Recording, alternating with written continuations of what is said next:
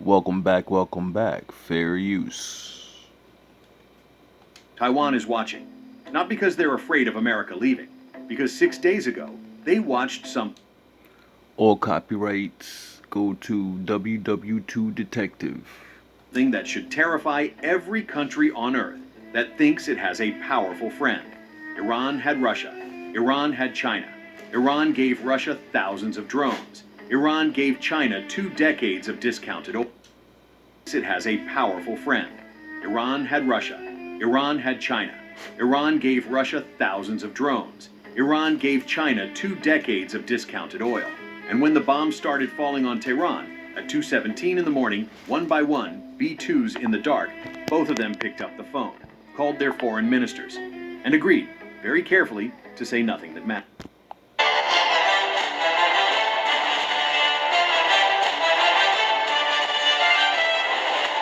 Execute Order 66.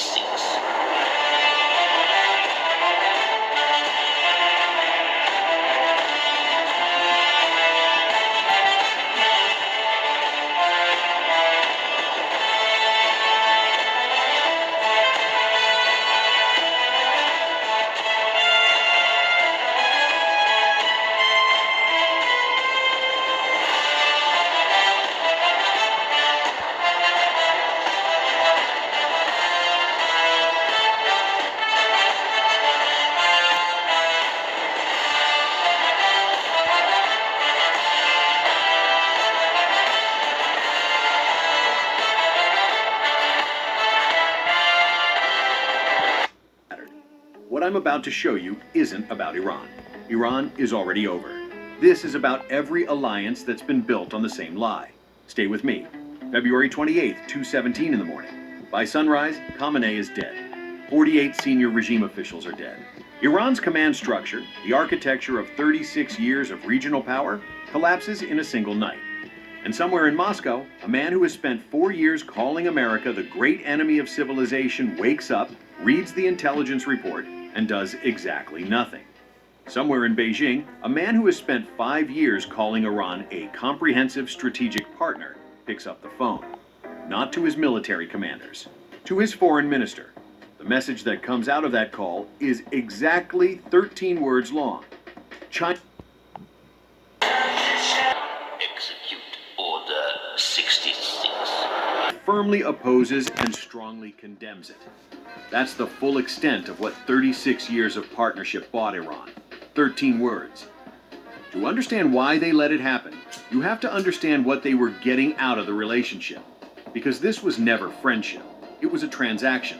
And the moment the transaction stopped making sense, the relationship ended.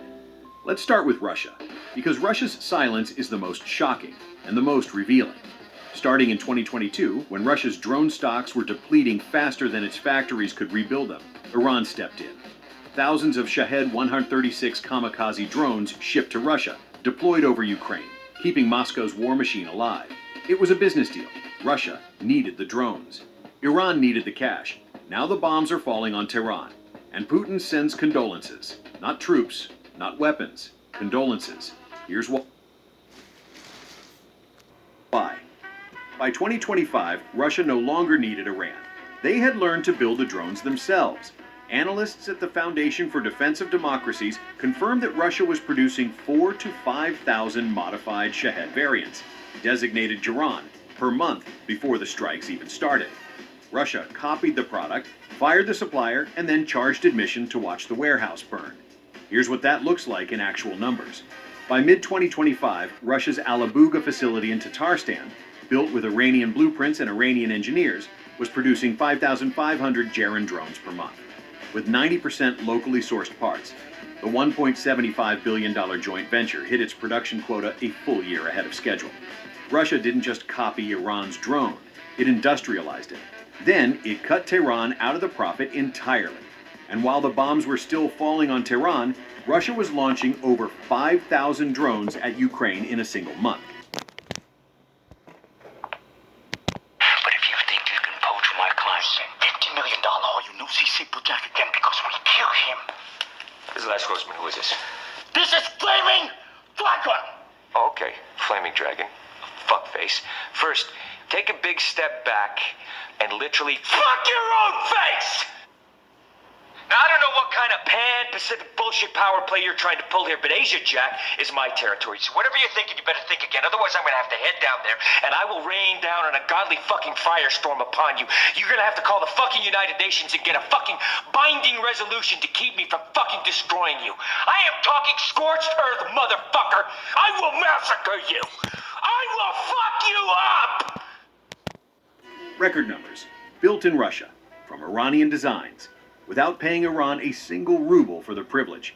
But there's another dimension nobody is calculating. Every Tomahawk cruise missile flying toward Iran is a Tomahawk that isn't flying toward Ukraine. Every Patriot battery repositioned to the Gulf is a battery that isn't covering Kyiv. Russia is watching Washington drain its precision weapons stockpile in real time, and doing the math very quietly on what that means for Eastern Europe in the next 6 months. Putin isn't watching from the sidelines because he's paralyzed. He's watching because the fire is burning in someone else's house and warming his hands. Because the Iran war is making Russia richer, and not in a vague, abstract way. Here's the number that makes this obscene.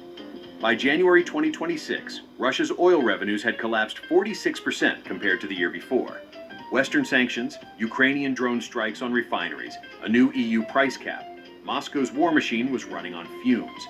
The Kremlin's 2026 budget required Urals crude at $59 per barrel to break even. It was trading at $50. Then the bombs fell on Tehran. Brent surged 13% in 48 hours, peaking at $82.37 per barrel. Russia's Urals blend jumped to 59.8, exactly the budget number, to the dollar. The fiscal crisis... Nigga, when my name come up, respect it. Nigga, when my name come up, respect it. Nigga, when my name come up, respect it.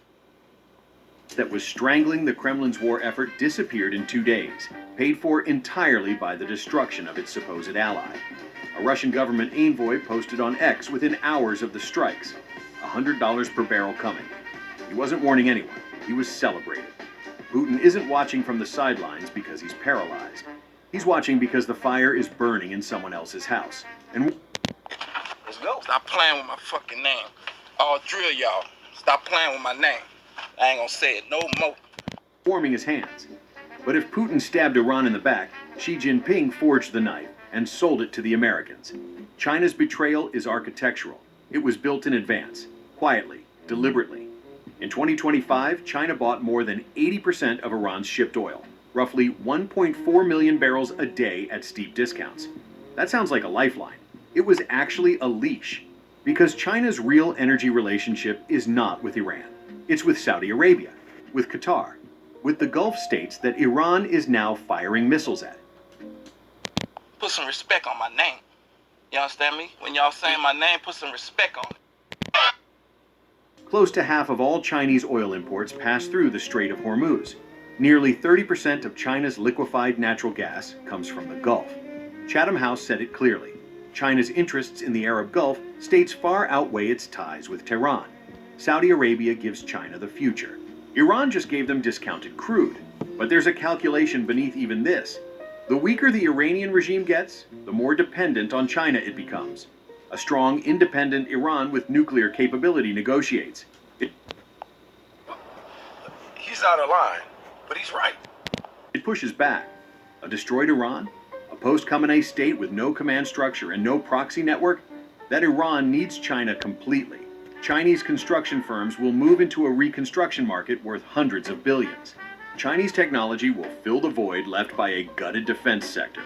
Beijing didn't save Iran, because saving it would have cost China the prize. Here's what nobody in the Security Council will say to Venezuela's face right now, or to North Korea's face, or to Syria's face. Now end this! Sorry to disappoint you, Yuki. Huh? You triggered my trap card! Man down. Where you from? The bill has already come due once this week.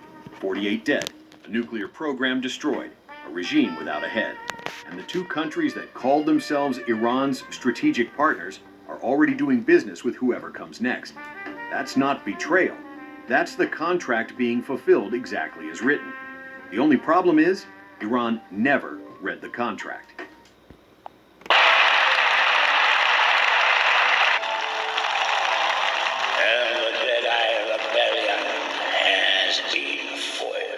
journey to reclaim our republic has not been an easy one, that I can tell you. The attempt on my life has left me scarred and deformed. Those who wish to stop our cause have tried to take my freedom and indeed to take my life. Just a few months ago, an assassin's bullet ripped through my ear. But I assure you, my resolve has never been stronger. But I felt then, and believe even more so now, that my life was saved for a reason. I was saved by God to make America great again. In order to ensure the security and continuing stability, the Republic will be reorganized into the first galactic empire. Our liberties and our nation's glorious destiny will no longer be denied, and we will immediately restore the integrity, competency, and loyalty of America's government. For a safe and secure society. It has begun. There's a phrase that keeps appearing in this week's intelligence assessments. Iran learned the lesson of Gaddafi too late. Gaddafi's mistake wasn't trusting NATO. Khamenei's mistake wasn't trusting Russia and China. The same mistake, made twice by two of the most paranoid and calculating leaders of the 20th century, was believing that being valuable to a superpower meant being protected by one. It doesn't. A superpower doesn't protect assets. It liquidates them when the price is right. Khamenei built a nuclear program to be unliquidatable. He wasn't. Nobody is. China is already building the reconstruction proposal for whoever rules Iran next. Beijing is signaling it is available to mediate, not to rescue, to claim what's left. So here's the only question that matters now. Is Taiwan watching this and rethinking everything? Or is Taiwan making the exact same mistake Khamenei made and calling it an alliance? The question nobody wants to ask out loud is the obvious one. If the two most powerful anti-Western states on the planet watched in silence while the United States destroyed their closest strategic partner in the Middle East, what does that tell you about every other alliance in this new world order? What? I have brought peace, freedom. I have brought peace, freedom, justice, and security to my new empire.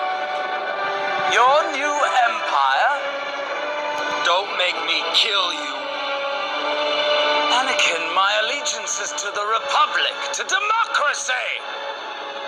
If you're not with me, then you're my enemy.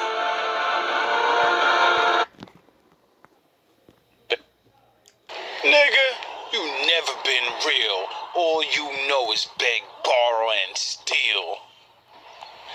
You can call me Vin Diesel or Rat, cause these legs full throttle the kills. Your DNA dumb, cause it only modeled the real. When you're the original, no need to copy. It's just a part of the real. Your Sims is sons, you make sorrow and feel.